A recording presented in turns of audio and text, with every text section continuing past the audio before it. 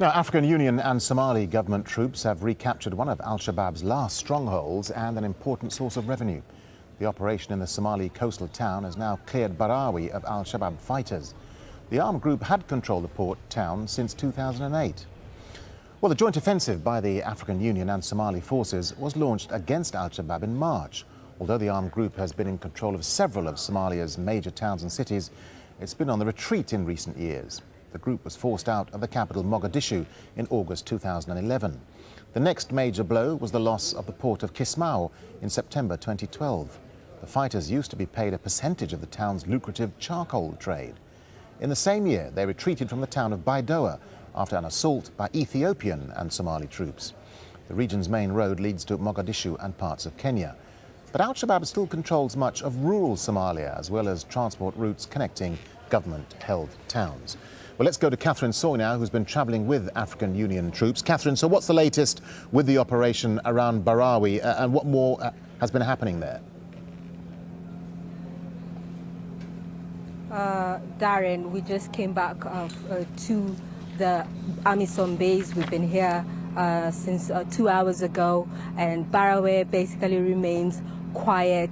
Security forces, special forces are going through buildings, looking for elements of al-Shabaab and explosive devices as well. So earlier when we were in Barawi, the new administration, AMISOM and Somalia National Army leaders met with the civilians. There are a few of them trying to build their confidence. There's still a lot of fear. We tried to talk to several of them, and they were very afraid, saying that some of al-Shabaab fighters have blended into the civilian population, and that is what is very concerning, because they could carry out attacks. There are also fears that there could be snipers. That's why the special forces are being extra careful, going from door to door, making sure that that city is safe, Darren.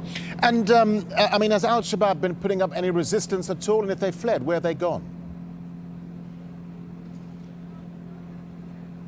They haven't really put up much of a resistance in Barawi. There's been a lot of resistance along the way, but in Barawi they more or less retreated.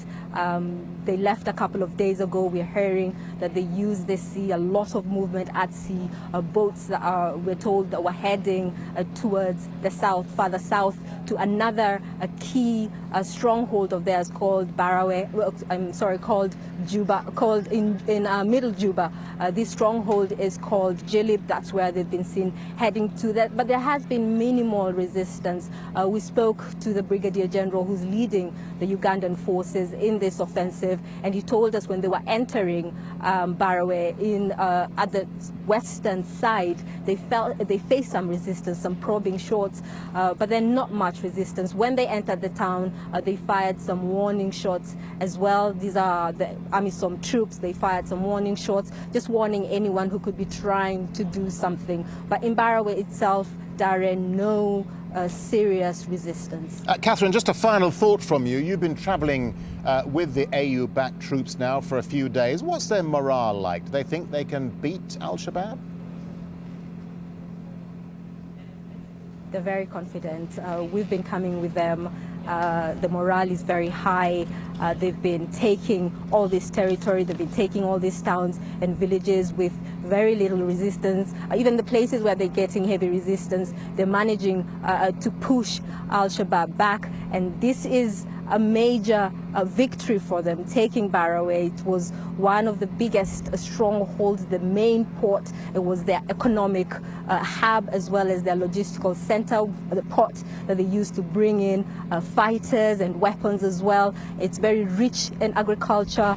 They used to tax the people as well. So losing Barawi really for al-Shabaab is a big loss, and that's why the confidence is being felt so much here, because they're saying if they can take Barawi with so little resistance, then there's nowhere else they can't take. Now the Kenyans further south are also about to start advancing towards the other port cities, port towns like Kodai that al-Shabaab uses to export charcoal. So the mood is very upbeat. Everyone, all the forces, Somalia National Army, AMISOM troops, they're all saying that very soon they're going to take all the territory that al-Shabaab is still holding.